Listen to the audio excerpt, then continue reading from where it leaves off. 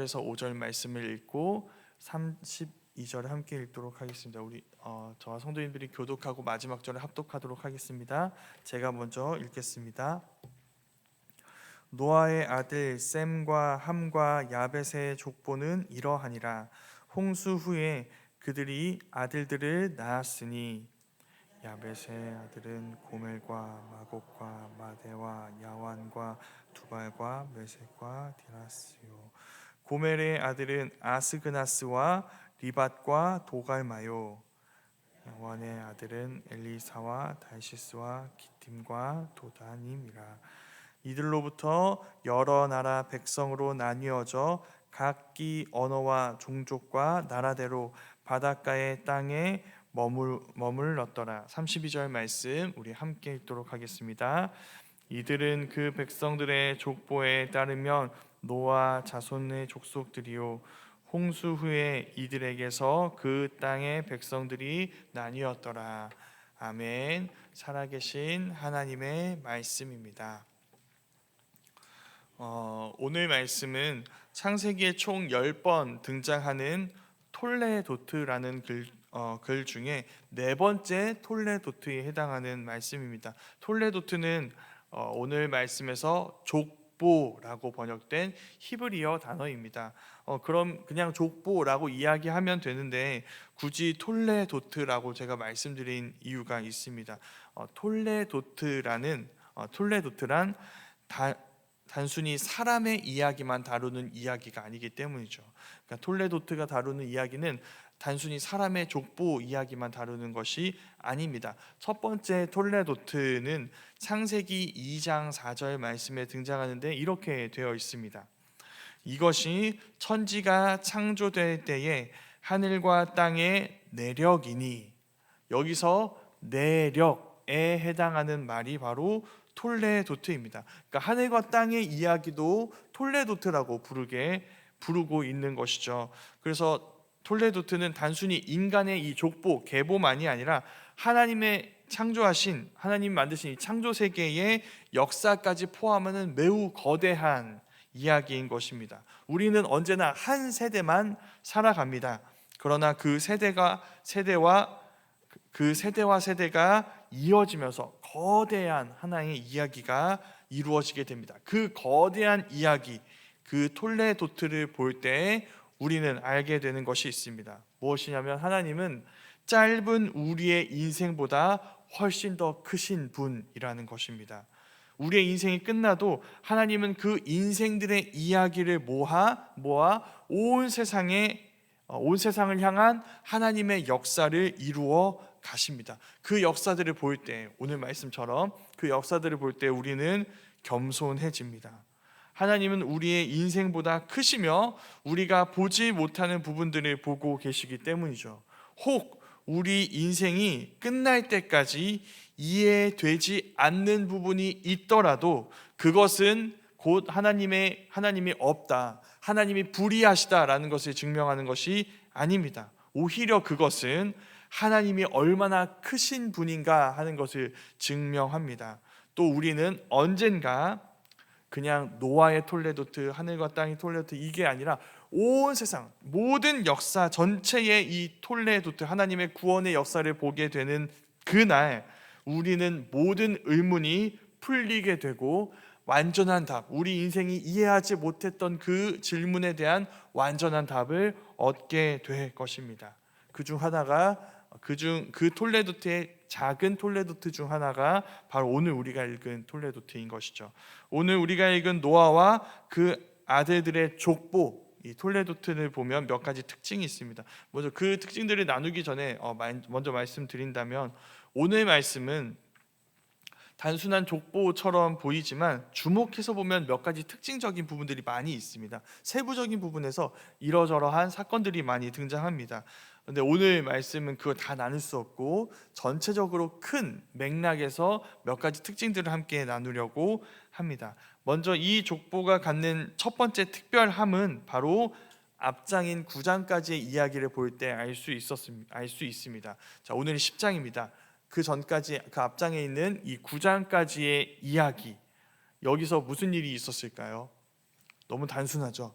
노아 홍수가 있었습니다. 노아 아들들의 족보 앞에 당연히 노아 홍수 이야기가 있겠죠. 노아 가족을 제외한 모든 사람들이 죽임을 당했습니다. 그러니까 앞에까지 계속 무슨 이야기였던 건가요?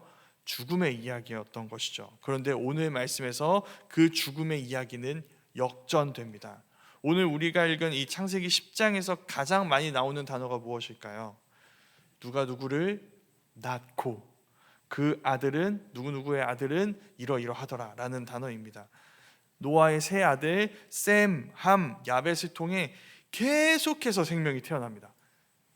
온 세상 가득했던 그 죽음의 자리가 이 생명들로 계속 채워지게 되는 것이죠. 그건 노아 가족이 방주에서 딱 나왔을 때, 하나님께 제사를 드렸을 때 하나님이 그에게 하신 말씀을 떠올리게 합니다. 과거 아담에게 복을 주시며 하신 말씀처럼 하나님은 노아와 그 아들들에게 복을 주시며 그때 하셨던 말씀을 똑같이 하셨습니다. 생육하고 번성하여 땅에 충만하라 라는 말씀입니다. 그때 하셨던 그 말씀이 어떻게 된 걸까요? 이루어진 것이죠. 증거가 무엇인가요? 오늘 우리가 읽은 이 수많은 사람들의 이름들입니다. 이 족보를 통해 우리는 그때 하셨던 그 말씀이 이렇게 이루어졌구나라는 것을 알게 되는 것이죠. 그래서 우리는 몇 가지 오해에서 벗어나게 됩니다. 우리는 노아 홍수 사건을 무서운 심판으로만 생각합니다. 하나님이 거대한 분노를 이 땅에 쏟아놓은 이야기로만 바라봅니다. 그러나 오늘 말씀은 그 심판이 끝이 아니라는 것을 보여줍니다. 심판 이후에 하나님의 새로운 세상, 하나님이 만드신 새로운 생명이 시작되는 것이 바로 이 심판의 진짜 이유이고 목적인 것이죠. 그리고 이런 메시지를 우리는 1년에 2번은 보는 날이 있습니다. 언제 보게 될까요? 바로 세례식 때입니다. 불신자가 예수님을 믿지 않던 사람이 예수님을 믿었습니다. 그리고 이것을 공식화하는 세례식을 경험하게 됩니다. 세례식을 통해 세례를 받게 되는 것이죠. 지금은 많은 교회에서 세례를 줄 때 물을 이렇게 부어서 머리에 붓는 방식으로 주지만 원래 세례는 침례였습니다. 침례는 물에 완전히 잠겼다가 나오는 모습으로 진행됩니다. 뭐가 떠오르시나요? 노아 홍수가 떠오르시죠. 이 세상이 물에 완전히 잠겼다가 나왔습니다. 그래서 이 세상에 새로운 세상이 시작되게 되었습니다. 그러면 추측이 되시죠. 세례의 의미는 무엇일까요? 오늘 말씀에서 이야기하는 이 홍수와 똑같습니다. 오늘 말씀에서 어떤 이야기가 이루어지나요? 이전의 세상이 끝나고 새로운 세상이 시작되고, 이전의 생명들이 끝나고 새로운 생명들이 시작되었습니다. 수많은 죽음 이후에 풍성한 생명이 시작됩니다. 그것처럼 세례는 이전의 내가 끝나고 새로운 내가 시작되는 사건입니다. 홍수를 통해 새롭게 창조된 세상이 시작된 것처럼 새롭게 창조된 우리가 새로운 생명으로 살아가게 되는 사건, 이게 세례인 것이죠. 그 생명의 역사를 오늘 우리가 읽은 이 말씀이 잘 보여주고 있는 것입니다. 이게 첫 번째 메시지입니다. 하나님은 이 세상을 지속적으로 새롭게 지어가시는 역사, 새로운 생명을 주시는 역사, 이 톨레도토를 계속해서 진행하고 계십니다. 하나님의 심판은 이 세상을 향한 미움이 아니라 진정한 사랑에서 비롯된 것입니다. 하나님은 망가진 이 세상을 포기하지 않으시고 새롭게 하시는 분이라는 것이죠. 불의와 죽음의 역사를 수많은 죄인들이 써내려갈 때 하나님은 그 역사를 끝내시고 의와 생명의 역사를 만들어 가시는 것입니다. 오늘 말씀이 바로 그 역사가 어떻게 이렇게 풍성하게 이루어졌는지를 우리에게 알려주는 것이죠. 오늘 말씀에서 그 역사를 살펴보면 조금 특징적인 부분이 있습니다. 오늘 말씀은 풍성한 생명들, 이렇게나 죽음의 자리에서 많은 사람들이 태어났구나, 많은 생명들이 채워졌구나 라는 것만 보여주지 않습니다. 언어와 족속, 지역과 나라에 따라서 많은 민족이 여러 갈래로 흩어지고 있다는 것을 우리에게 보여줍니다. 5절 말씀이 이렇게 이야기합니다. 제가 읽어보도록 하겠습니다. 이들로부터 여러 나라 백성으로 나뉘어서 각기 언어와 종족과 나라대로 바닷가의 땅에 머물렀더라. 여기 보면 알 수 있습니다. 각기 언어와 종족과 나라대로 나뉘어졌습니다. 나뉘어졌다. 이 말씀이 우리에게 무엇을 알려줄까요? 먼저 이 족보가 오늘 10장인데 11장에 나오는 바벨탑 이후에 기록된 것이라는 것을 알려줍니다. 바벨탑 사건으로 언어가 나눠지고 민족이 나눠졌기 때문이죠. 그리고 또 한 가지 사실을 알려줍니다. 그렇게 나눠진 모든 인류가 결국 한 노아의 자손임을 우리에게 가르쳐 줍니다. 즉, 이 족보에 나오는 이들에는 지금 이 말씀을 처음으로 읽었던 이스라엘 백성들뿐만 아니라 이스라엘 백성들이 애굽에서 나와 향하고 있는 가나안 땅, 그 가나안 땅에 살고 있는 가나안 족속들도 포함되고 있습니다. 그 가나안 족속도 누구의 후손인가요? 이스라엘 백성들과 똑같이 노아의 후손들입니다.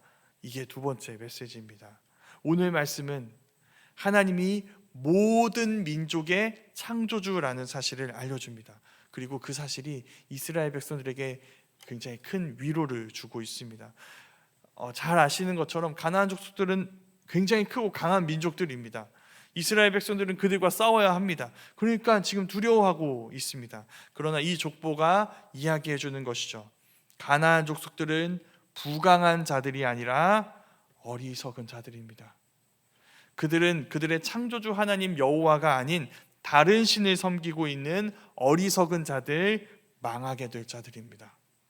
하나님 아닌 것들을 하나님으로 섬기며 악을 행한 그들은 곧 참 하나님의 심판을 받게 될 것입니다. 심판의 증거가 무엇일까요? 노아의 홍수입니다. 노아의 홍수 때 심판을 받았던 사람들이 다 그렇게 살다가 그렇게 망했던 것이죠.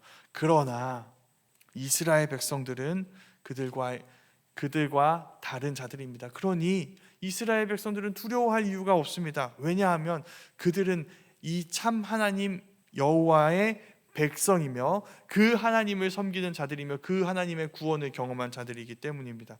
지금 그 하나님의 부르심을 받아서 하나님이 인도하신 곳으로 나아가고 있습니다. 그리고 가나안을 심판하실 하나님의 일에 참여하는 자들입니다. 무슨 뜻일까요?